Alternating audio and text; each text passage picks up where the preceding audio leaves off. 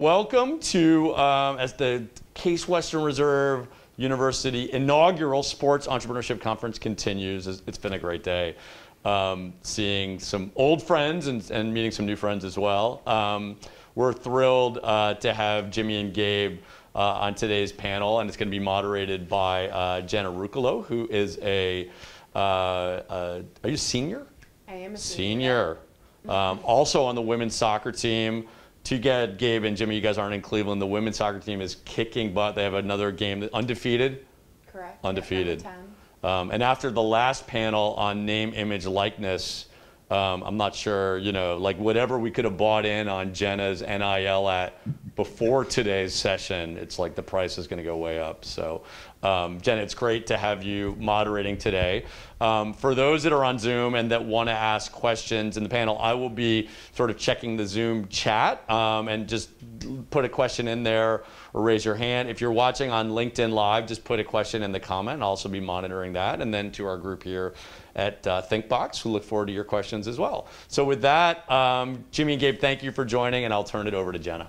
Thanks, Professor Goldberg. So yes, welcome to Jimmy and Gabe today. I know Mr. Goldberg announced a little bit more about me and who I am, but Jimmy is the co-founder of Reboot Motion, a sports biomechanics company that specializes in delivering actionable insights for pitchers and hitters to better athletic performance.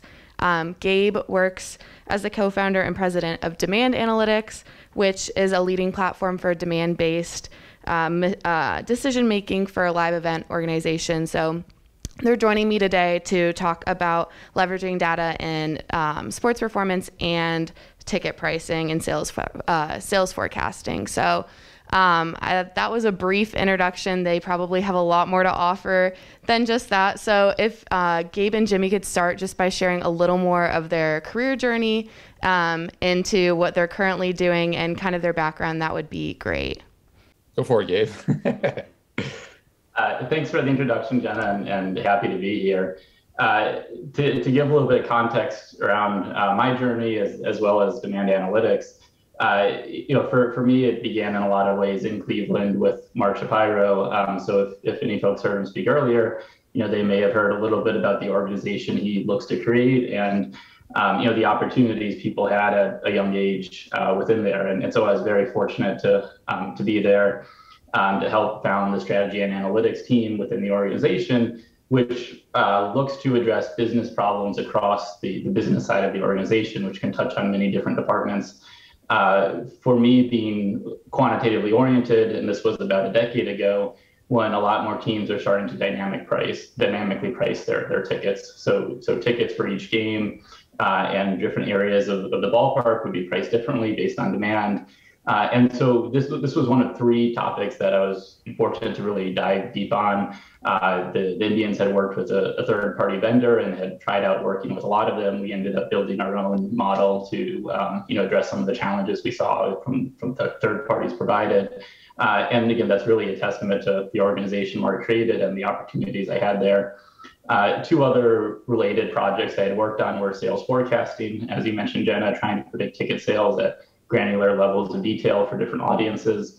Because strategy analytics is interdepartmental, touches on every department, that could affect ticket operations in terms of how many people are at the box office, staffing for a game day operations, how many concession stands do we open, how many game day employees arrive, finance, what's the monthly budget we forecast, how does that impact the trading deadline in terms of what the team might do, and then sales goals and executive level leadership are just a couple of examples that sales forecast can help drive within a ticketing organization.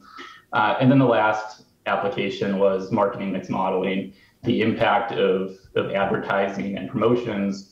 So by advertising, I mean TV, digital, radio, print type ads. By promotions, I mean bobbleheads, dollar dog giveaways, and those types of events.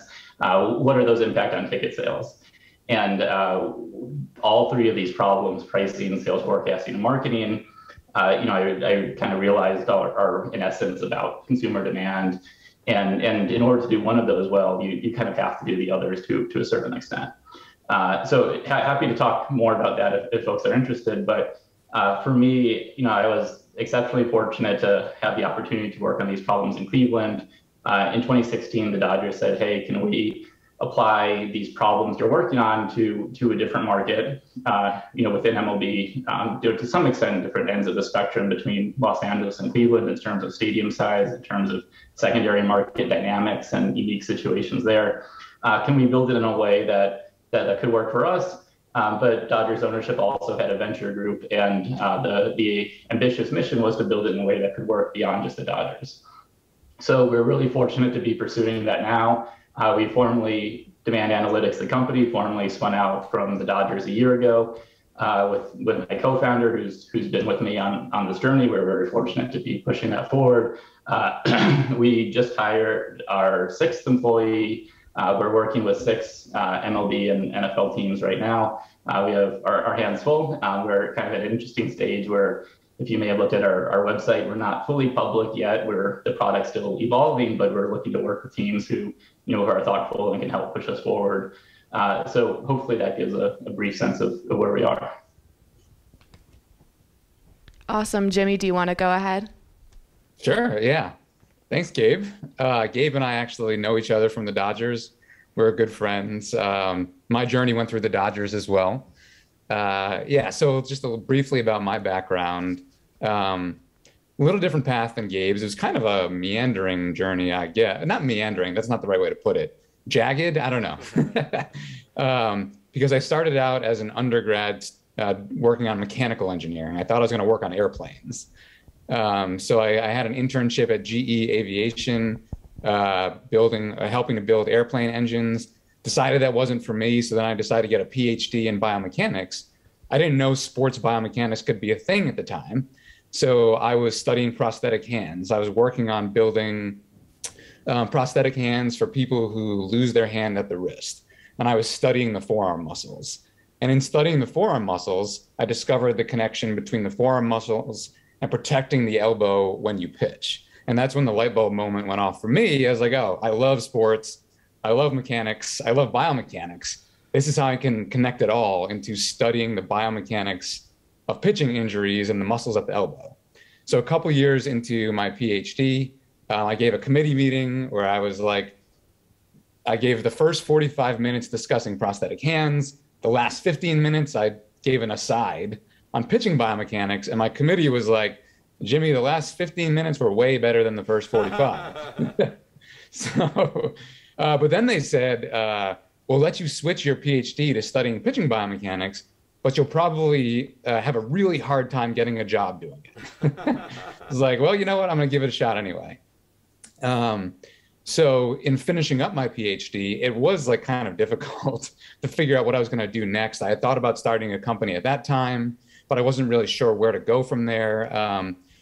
My PhD was based on using motion capture technology, which if you're interested in, we can talk more about. But motion capture technology at the time was sticking reflective markers over your entire body and trying to record that motion with 10 different cameras. And that's what I was studying. And I was like, if I'm going to start a company doing this, no one is going to want to do this. So then I turned my attention to Major League Baseball because I figured if anybody would care about this, it would be Major League Baseball. I was fortunate enough, if people are familiar with the Major League Baseball landscape, back in 2014, I connected with Kyle Bodie in Driveline Baseball. And Kyle had a blog at the time. It was just getting off the ground, but Major League Baseball teams were reading it. So he asked me to start writing articles for their blog. And simultaneously, a good friend of mine, Megan Schroeder, was hired by the Dodgers. So the Dodgers ended up reading the blog that I was writing for Driveline and Kyle Bodie, and they hired Megan. And then that's how they found out about me. And then they talked to me, and they were basically like, this was, 2015. And they were basically like, Jimmy, we don't really have a job description for you, but if you write a job description, we'll maybe let you interview for it. So I did, and I got the job that I wrote. So then I worked for the Dodgers, and this is when I met Gabe. I worked for the Dodgers for close to 5 years. And my job at the Dodgers was to figure out how to use what I was working on in my PhD, which was motion analysis, biomechanics, pitching injuries, pitching performance. I spent about 4 years like building out the Dodgers capabilities for analyzing all of that stuff. And over the course of those 4 years, like learned a ton. Motion capture technology progressed a ton. It went from having to wear like reflective markers all over your body to now we just use computer vision and the athletes don't need to wear anything. So the combination of motion capture technology getting more and more accessible, me realizing how big of a problem and opportunity it was going to be for using motion capture data to make athletes better on a broader spectrum, that led me to decide to leave the Dodgers about 2 years ago to start Reboot Motion, which, as Jenna mentioned, it started as, in baseball pitching, how do we leverage motion capture data to make athletes better, avoid injury? And we're actually now looking to expand beyond baseball. We have a bunch of Major League Baseball teams that are customers, working on contracts with a few different NBA teams. We've explored some hockey partnerships, some NFL partnerships. So we're looking to expand. And the thing that makes what we do a little bit different than a lot of other companies in this space is a lot of other companies rely very heavily on data science. But my background in physics, mechanics, physiology, biomechanics, we try really hard to use fundamental physics and physiology to connect the motion capture analysis to performance. And then we can layer data science in on top of that, but we like to stay rooted in fundamental physics. So that's where we are today. That's a bit about my journey. Hopefully that helps. Of course, happy to answer any questions that you may have. And thank you so much for having me. This is fun. Thank you both for sharing all of that information. Definitely helpful, I think, for me as well as the audience. But kind of a question for the two of you. Obviously, you connected there with the Dodgers experience. How did that organization specifically within the MLB and kind of the MLB as a whole and your time in it inspire some of these ideas to put you on your current paths with Reboot and Demand? Do you want to go, Gabe? I think just their structure for me, it was a little bit of a unique situation coming in where we both, where I knew I wanted to do this and they were supportive of that, which is kind of rare to find within a sports organization in terms of kind of starting a business beyond just the team. So I'm extremely thankful to be in that environment where I was involved in some of the day-to-day aspects, but also in a position to try to build something that we knew could be used more broadly. And then I think within the organization more broadly, there's for me, really both experiences in Cleveland and the Dodgers were extremely helpful because it is different demand environments, different stadium situations, different secondary market dynamics, and I think just being exposed to both, hearing within each organization how they think about these problems, what's important to them, how do they prioritize, how do they make decisions internally. Both, there's no right or wrong. It's different perspectives that is reflective of how different organizations think about it. And for our business, that's extremely helpful because we're working with more teams and seeing more perspectives, and to be able to kind of relate to different situations and hear what they're going through. And they, we're kind of rely on our experience, having been there as well, has been extremely helpful for me and for the company.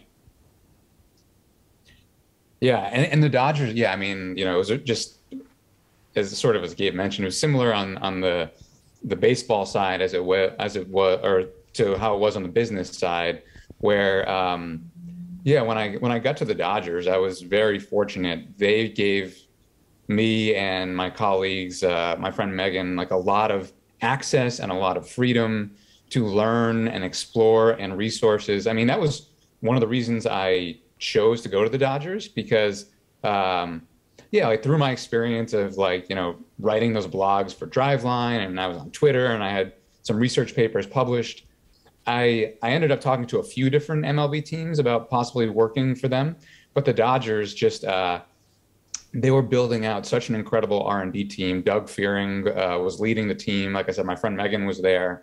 And the freedom, the resources, the opportunity to collaborate with coaches and learn, never forget, like when I walked into spring training and I was like standing next to Clayton Kershaw and I was like, whoa, this is cool. So yeah, it was really, the Dodgers experience was just allowed me to just learn so much, which is, you know, how to structure these things, how to relate to people and coaches, build things that are actionable. It was an invaluable experience and definitely helped get on the path to Reboot.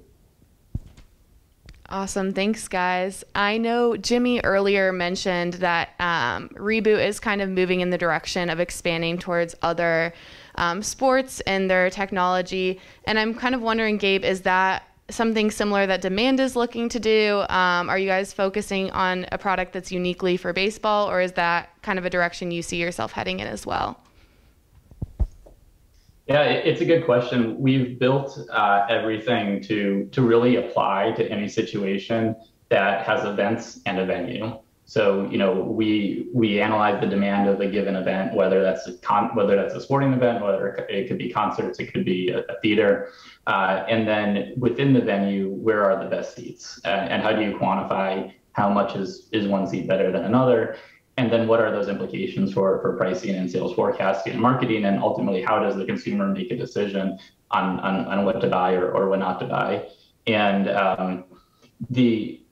so we built it to be very generalizable. I think one of our unique differentiators is really, you know, kind of Jimmy talked about the physics behind it and the mechanics, and it's certainly not the same, but there is some parallels between us, you know, really trying to model the mechanics of the consumer deciding to buy or not to buy, as opposed to more of a kind of black box data science type approach. And, you know, I think I'd say we use a lot of machine learning, but we also really try to tell a story about why someone decides to buy or not to buy, so that when a team asks us questions of what, you know, why are you recommending this? What is driving this? We can really point to it.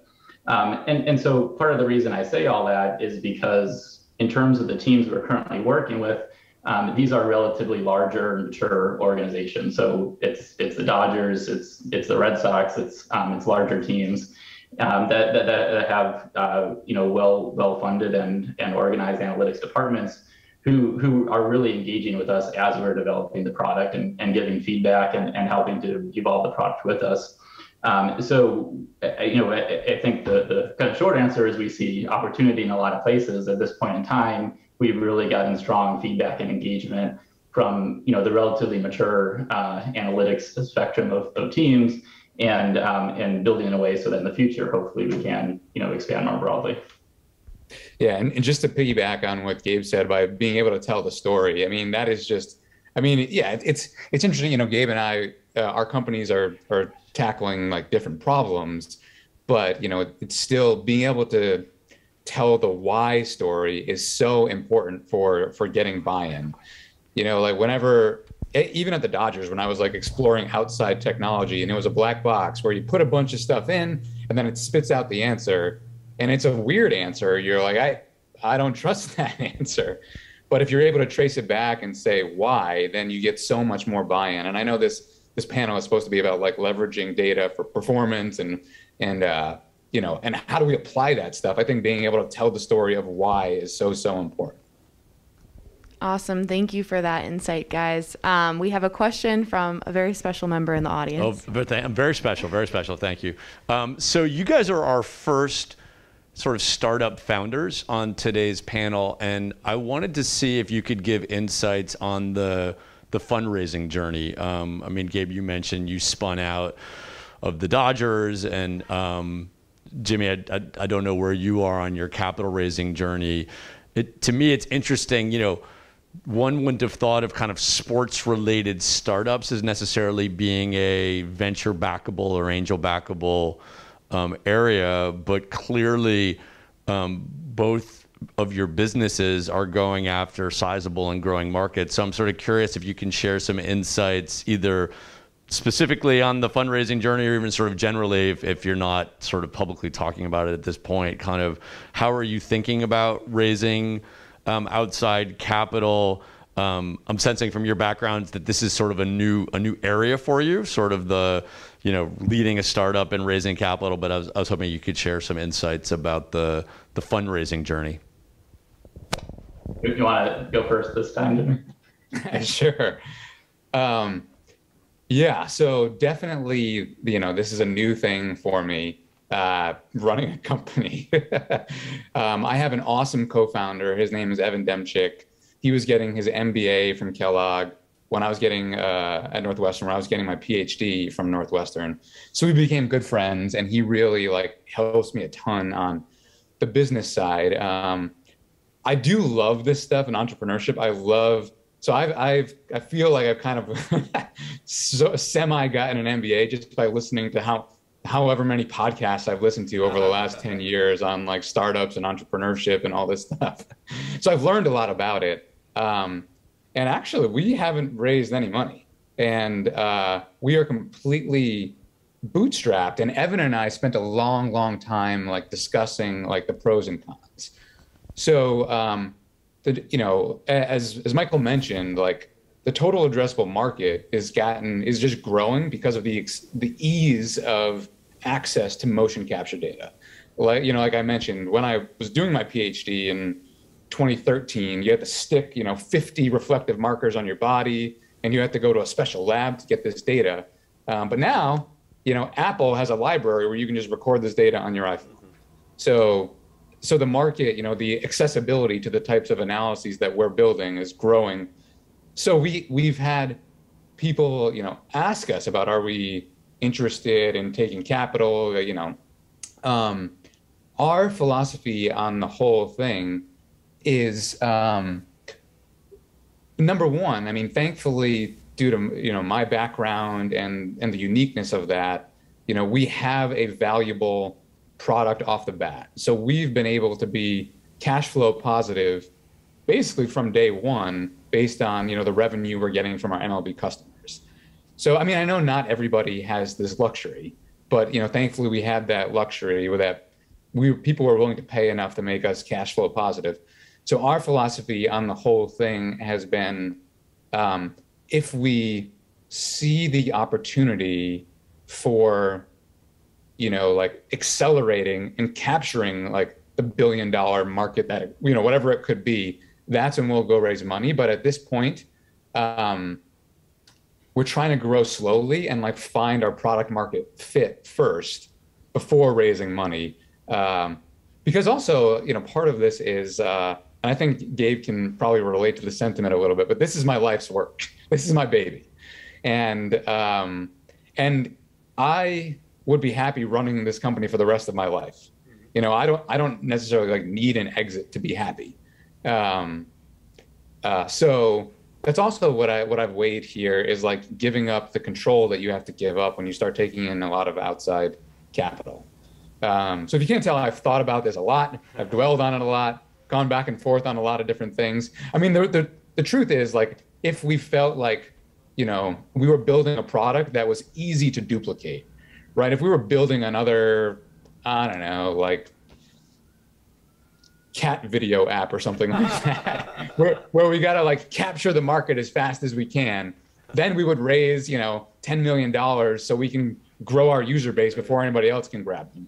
But because it's sort of a unique product that doesn't have much competition at the moment, we're okay going a little bit slower and thinking about raising money when the time is right. So I don't know if that was exactly the answer you were looking for, but I've been thinking about this a lot and happy to talk about it in as many directions as you want. Awesome. Gabe, do you have anything to chime in with? Yeah, thanks for the question. And, I really appreciate where Jimmy's coming from as well. Michael, I think both of us are may not be typical, entrepreneurship capital progressions perhaps.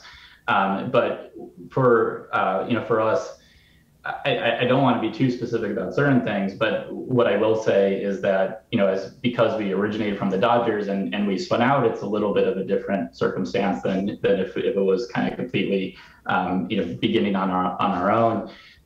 We, in general, I think as Jimmy said, it's, there is an element of personal to our work of, for me, having spent, roughly a decade on these types of problems, we want to see it succeed. We want to see it do well. And I think that at the end of the day, the kind of decision of when and how much and how to think about that is ultimately tied to what's best for the business. And I think as part of that, we're working with other teams who compete with the Dodgers on the field. And in order for the business to succeed, I think there's value in kind of having multiple perspectives and stakeholders in the broadest sense of what we do, and for teams to feel like they're involved and kind of care about what we're building. So like I said, I don't want to be too specific about certain aspects, but I will say that generally in terms of strategy of running a business, I think options are a good thing. I think if we can be profitable soon, we would love to have that as an option. If there's options to grow much further, we would look very closely at them as well. Awesome. Thanks, guys. It looks like we have a question from a member of the audience. Stand up. Stand up. Yep. Yeah. Sorry. Hi, so I'm Nazar, and my question, yeah, sure. So my question is, you hear a lot about mergers and acquisitions between companies, but you also hear sometimes where a part of a business will branch out. How does that exactly work when the business you're branching out from is a Major League Baseball team? Do you mind if I ask, just to understand your question a little bit more, is the angle you're kind of coming from, if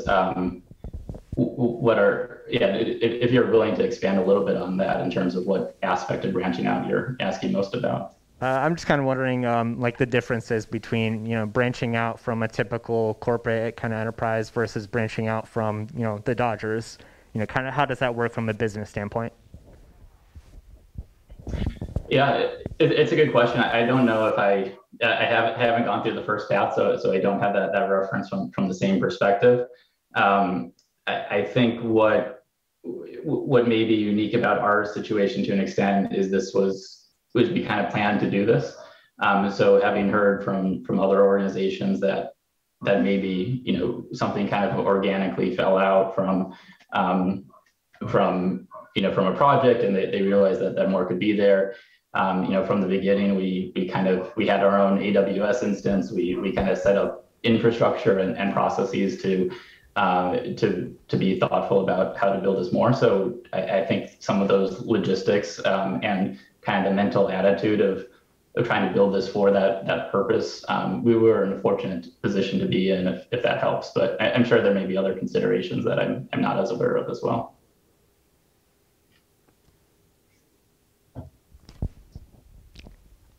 Awesome. If Jimmy has other input, that he's welcome to chime in now. Otherwise, we do have another question. This one is on Zoom. Great. I will read it because our question asker is on another call. That is the Zoom way, right? Multitasking. So Eric Grelson is actually a colleague, director of the data analytics and intelligence at Weatherhead, asks, do you partner with universities, and if so, how? I'm happy to take this first. Answer is yes, and this is a really fundamental part of our business. And maybe just to tell a little bit of a story as well. There's a professor at Wharton whose class I audited about a decade ago, just because what he was doing was so interesting and so relevant to the problems I was working on in terms of how consumers make decisions. His work has been influential in across MLB teams, and it really had an incredible impact on the models we build and evolve and kind of guide our philosophy on pricing, forecasting, and marketing. So he's our advisor. We talk every month or more frequently. He has started 2 companies as well, so he can speak to that entrepreneurship angle, which is another valuable resource. So his research is fundamental to kind of what we're building, and I think a little bit of the mindset is to be open. The papers he's written that have influenced our work are out there. If people want to see that I think teams, and I'll back up for 1 second as well. I think in the past decade, what you've seen on the business side of organizations is a tremendous growth of strategy and analytics departments, where those departments within professional sports organizations are becoming much more involved in across a variety of decisions and using data in more ways. And as they're becoming more advanced, a team saying it's proprietary or we can't share that is becoming less and less of an acceptable answer. Teams are asking to learn more and to understand what's going on, and so at a certain level there is things we aren't going to share, but there are but being open I think is a positive differentiator for us relative to some of our competitors and in terms of working with teams. And right now our advisor, he has connected us with one of his close colleagues and his PhD student at the University of Michigan. We're working on a research project that is intended to be for an academic paper, but we've had lots of teams reach out to us and say, hey, can you do the same analysis for us? Can we can that expand further? So for us, that's kind of a core part of I think of our business and how we differentiate ourselves. Great. Well, thank you for that explanation, Gabe. For kind of both of you here, I know you guys have mentioned that you're working with some pretty high profile clients right now, a little more exclusive on that end. Where do you see your company heading in the next 5 years with analytics continuing to grow? And do you see your product becoming more widely accessible, branching out to potentially college athletes, maybe like minor league, et cetera? Yeah, well, I think that kind of relates to the previous question on like partnering with the university. So where we are at with that is we would love to work with universities. For us, it's just about finding the right entry point, because the unfortunate nature of the situation is college baseball teams generally don't have that big of a budget, and our product is a little pricey. What we've been thinking is possibly, rather than having the baseball team be the customer, have the athletic department be the customer, because we're building products for a bunch of different sports. So we would love to sign up with an athletic department. And, we just had a conversation with a professional soccer team. And so we would love to like sign up with an athletic department and, work with all of the sports teams at a university. The other thing that we're trying to do, or that could be interesting that we're thinking about, is we're trying to build our product more as a platform than just giving you like the answer for how to be better. So like we generate like a lot of like raw biomechanics data. So we've even thought about like if a university's like, biomedical engineering department, wanted to collaborate with the athletic department, right? It could be a really interesting opportunity where like we could generate data that the students could analyze from their own university, and like it could be a really cool like circle. So this is something that we're thinking about. I mean, to the question of like where are we hoping to go within the next 5 years? I mean, we do want to continue to expand to other sports, and like we specialize in sort of like specialized movements, like the baseball pitch, the baseball swing, like the jump shot, the slap shot, the quarterback throw. And what we're hoping to do is expand to the other professional sports leagues and then leverage what we learned there to move down market. So as I mentioned, like as iPhone tech, they just released like the iPhone 13 with like the best camera of all time. And so that as the camera technology keeps getting better and better, the accessibility to this data is going to be getting more and more widespread. So that's what we're hoping to do, is expand to more sports and then like leverage what we learn in terms of the product and the analysis to move down market as the motion capture tech continues to get better.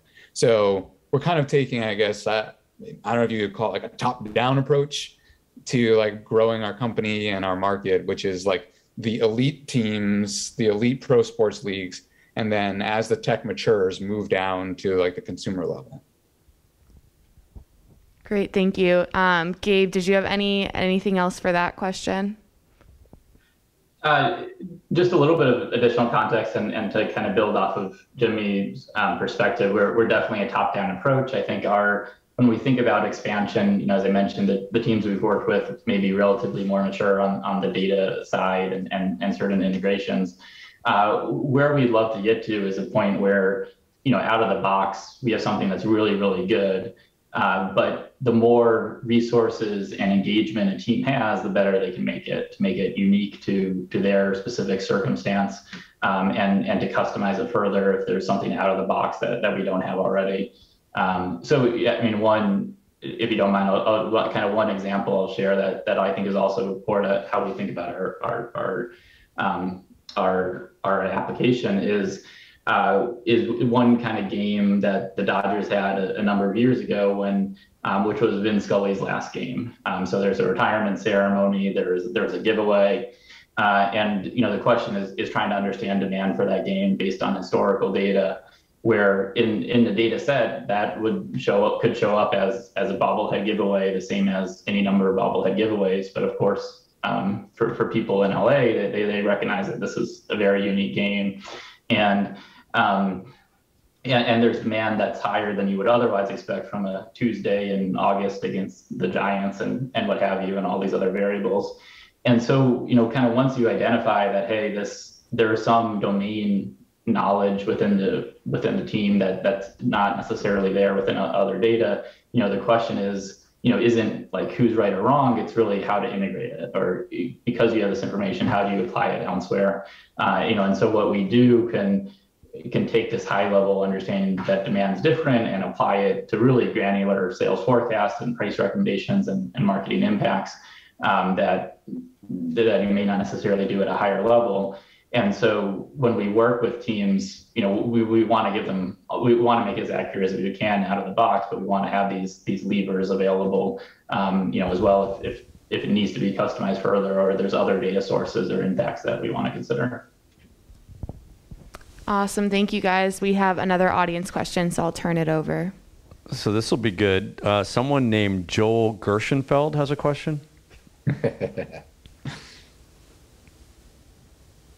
You're calling me out in real time, but actually it's a question. I'll ask it for both Jimmy and Gabe.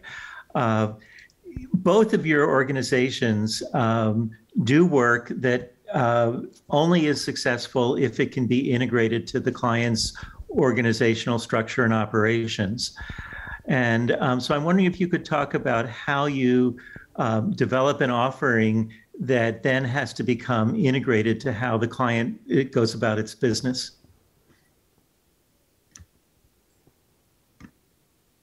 Thanks for the question. There is an element of organizational change in what we do in certain circumstances.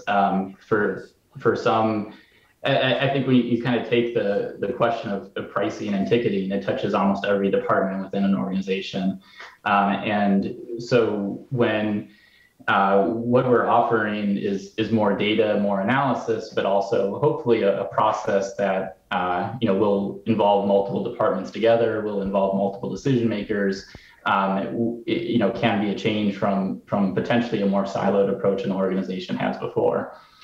So it's a critical part of what we do, and that it's what our offering isn't simply a web application, isn't simply data. We're really trying to help a decision-making process within an organization. So in order to do that, I think there's a limit. We're not consultants, we're not part of the team. There's only so much we can do. But we do try to be really thoughtful. Having been through those change processes within organizations ourselves, we do try to be thoughtful around what they're going through. Having a champion within an organization, I think is really important, especially if they're in a position to help bring folks together. But I think also just being kind of transparent about the stakeholders and interests of, if we do this is how this person's job might change. This is how we can help them with this process or that.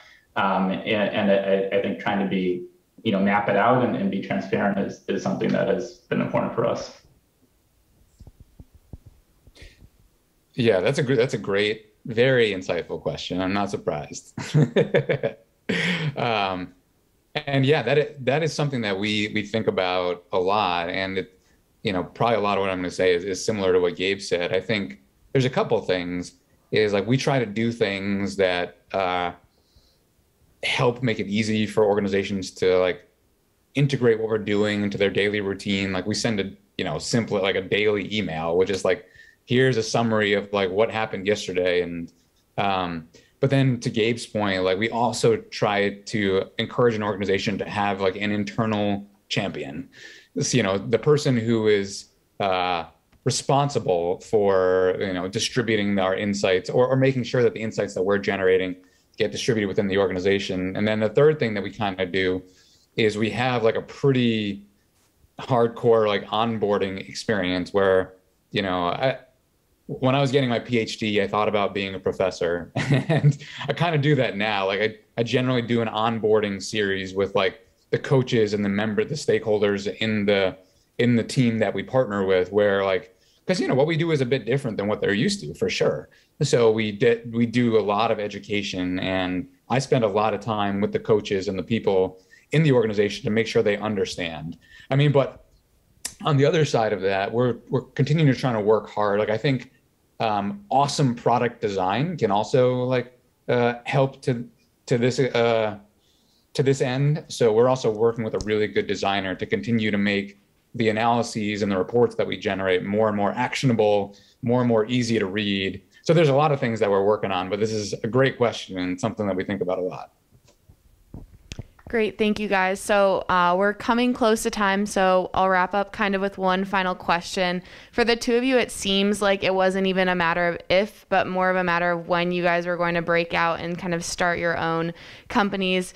Do you have any advice for kind of when to do that for anybody that might be looking to start their own company, and kind of what that moment was for you? It's a good question. I'm not sure if I know the right answer necessarily. I think that I think you're right for me in that this was kind of something I wanted to do for a while. From my experience, I would advise someone to have experience within a larger organization, kind of day-to-day work beforehand, if it's possible, because I think that gives you valuable context and learnings. As opposed to simply potentially starting something right away. I think it helps you understand who you might sell to, who you would interact with in different settings. So having some experience before starting, I would recommend as being valuable. But I think for me, it was really just, I didn't plan on doing this, when I was younger or when I started working in Cleveland. It is something that evolved as I realized the types of work I enjoyed. For me, I realized I kind of enjoyed building something a little bit more than some of the kind of the day-to-day management of certain aspects. And so that's kind of really something I didn't know right away, but as I learned more about myself, I kind of saw an opportunity and went with it. So I hope that's helpful. Yeah, and then for me, I would say there's two things. There's never like a right time, from what I can tell. From everything, all the podcasts that I've listened to, from my own experience, is like there's never a right when. So now maybe, but I would caveat that by saying, I also don't think. Everyone can have there are a lot of opinions on this topic, but a hurdle that I had to get over was like, I always thought like I need to take a big leap. I need to quit my job. I need to do this big thing and like, go from 0 to 1,000,000% at like one fell swoop. But I'll never forget. I had a conversation with a good friend of mine, Joe Nigro, and he was like, "Why are you thinking like just do something small?"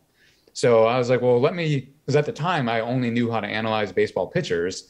So I just bought some sensors and I took my buddy out on the golf course and I tried to analyze his golf swing. And then I was able to analyze his golf swing, and that gave me confidence to start like building software to analyze his golf swing. And then it ended up turning into a proof of concept software for analyzing a golf swing, which gave me confidence of like, okay, now we can have a product. So, it was like the when was just now, but it was like, what is like a baby step that I can do to like get this off the ground and start to test it? Because it can be really scary to like, oh, I got to quit my job and I got to like raise $10 million. But there's a lot of things that you can do like right now to just like, put something out into the world and like see how people respond to it. And then as you get more and more positive feedback, then it can grow more and more and more. So that's what I would say is start sooner rather than later, but start small. Awesome. Well, thank you so much. We'll end on that note. Thank you to everybody who joined us today over Zoom and everybody in the audience. And thank you again to Gabe and Jimmy for all of their insight today. It's been really helpful. Great. Let me just add a thanks. Jenna, great job moderating. Good luck this weekend in your game. And to Jimmy and Gabe, this was a great session. And as I mentioned, it was our first one focused on kind of the entrepreneur's journey, specifically in sports, and love hearing about the work you're doing. Can't wait to sort of see how this goes. And yeah, it was really, really great to have you both here today. And look forward to welcoming you, Gabe, back to Cleveland at some point soon, and Jimmy here as well. Would love to see you guys in person at some point. Thanks for having us. This was fun. Yeah, thanks, Jenna, Michael, everybody. This was a lot of fun. Really appreciate it. Would love to be out there at some point. Awesome.